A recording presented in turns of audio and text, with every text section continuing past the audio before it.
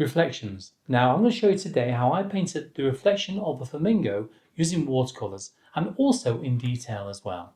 Let's get the brushes wet and let's get started. Now you find when you're working on reflections you've got to think about the different layers of tones. So as with watercolours we always work from light to dark, don't we? So we start off with the lightest kind of watery washes first of all. Then we go on for the more of a sort of milky consistency wash. Instead of watery, milky, slightly thicker than water. Got it? Then we go for a creamy kind of consistency instead, which is going to be the third layer. And then we'll go for the really thick layer if we need it, only if we need it, over the top of that. So they're the different consistencies that I would use when painting a reflection. The first thing we need to do is start off with the lightest, palest colours. And these are made to more of a watery consistency. Now I have got some lines on there, so if you want to, go over those lines. There's little markers, so you know where certain areas go. Or paint to those areas as well. A bit like paint by numbers, isn't it? I know. Just paint to those areas. So I really want a bit more grey in there now, I should say in that. Bit of brown, bit of grey. Change it around. Look where it's lighter as well. It's a bit lighter on the top there, on the tip. Just very carefully add these colours in. I can see a little bit of red in there as well for the reflection.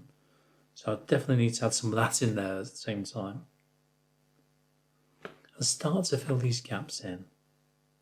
Looking carefully at those colours within the reflection there. You'll also notice as well when you're working on reflections, you very often work on the same colours as the subject above. So in this case with this lovely flamingo, you find that the colours are replicated down below. But you've got to think about the condition of the weather. You've got to think about how rough that water is. If it's really rough, sometimes the colours can change slightly. They can be more subdued, duller, a little bit kind of off-tone really. You've also got to think about the weather as well, because that can affect the way that the reflections look, as well as the way the colours look, because the reflections can be spread wider apart on a rougher surface and also deeper as well in the reflection. And the colours can also be muted down as well. Once those watery layers are applied, then you've got to think about the mid-tones. So these are slightly thicker again. So instead of watery, you're looking more to a sort of milky consistency mixes for our watercolours, and that's it. When you apply those, you've got to think about more horizontal and vertical marks, okay? So you're going horizontal and vertical all the time, a lot of the time anyway.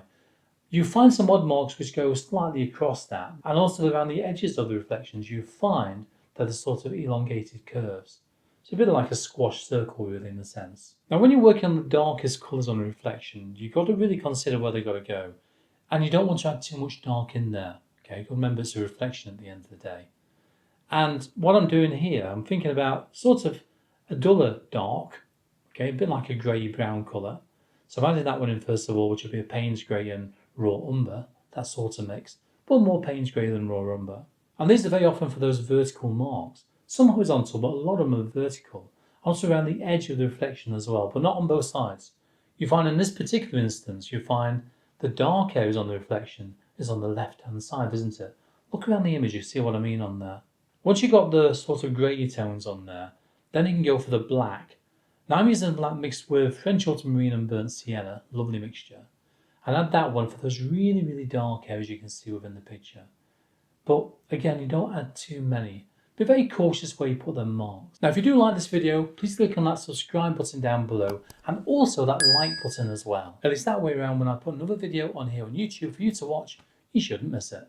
Now white paint. It's one of those things which is a bit of a mixed opinion on the internet, isn't it? And to a lot of the art world really.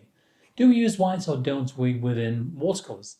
Now I like to use it anyway. I've used it for many, many years and it's something which I get on with really, really well. Yes, you can reserve the white of the paper if you want to. That's entirely your choice. But in my case, it's just me. I like to paint the way that I like to paint, and it's as simple as that. And that's what I suggest that you do as well when you're painting. I'm certainly not a traditionalist when it comes down to using white or black within the painting. So again, it's entirely your choice. But in my case, this is watercolour white, or in other words, opaque white. You can also use white gouache instead as well. That's quite a nice one to use instead of watercolour white. And this is used for some of those really bright highlights within the reflection, but also for the duller highlights as well. Duller? Yeah. Because you find some areas within that reflection which are a little bit duller, a little bit kind of subdued if you wish. So what I do, I just water that white down just a little bit, so it's more of a watery or even milky consistency.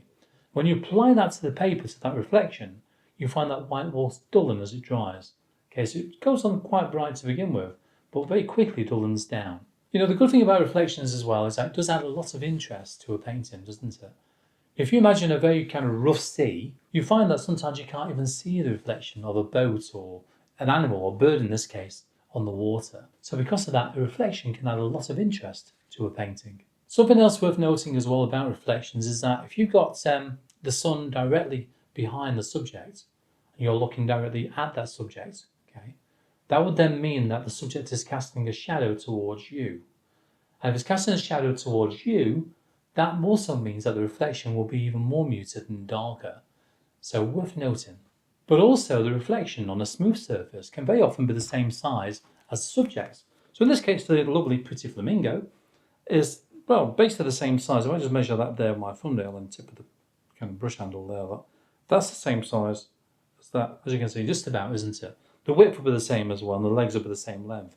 That's because it's on more or less not quite a still, but nearly a still surface.